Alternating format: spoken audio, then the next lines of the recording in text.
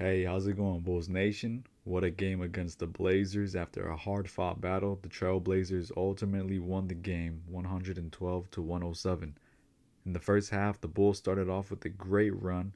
Zach LaVine and DeMar DeRozan were making shot after shot, and the whole team contributed on both sides of the court.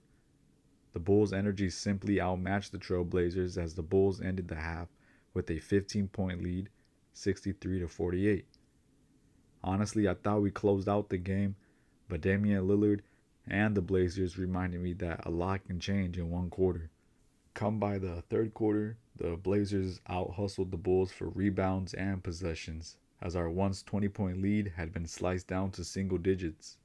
The Bulls played with their food a bit too long, while the Blazers eventually tied and led the game late in the fourth quarter.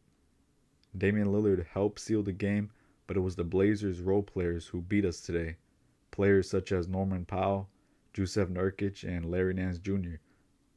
Granted, although I felt like we should have won this game, I saw a lot of amazing potential for the Bulls.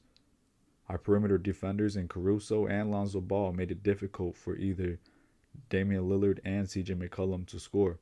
Not only were those two amazing defensively, but they also started to play more aggressively on offense, which I think the Bulls team need more of. Speaking of defense, I think that is an area that Zach LaVine has improved on, as when he switched on to Lillard, he was able to get in his face and make a couple stops. His offense was also noteworthy as he led the team with 30 points. Second up in scoring was none other than DeMar DeRozan. In the first half, he made some pretty difficult shots, but the second half is where he started to run into some problems. With DeRozan struggling in the second half, we needed someone else to step up. Unfortunately, no one on the bench was able to give us a big enough spark. The Bulls bench combined for only 20 points to the Blazers' 35. Ayo, Javante, and Derrick Jones Jr. had solid contributions on defense, but we just needed a bit more from them on offense. While going forward, I expect Kobe White to be our offensive guy on the bench. He will obviously need some time to get to that point.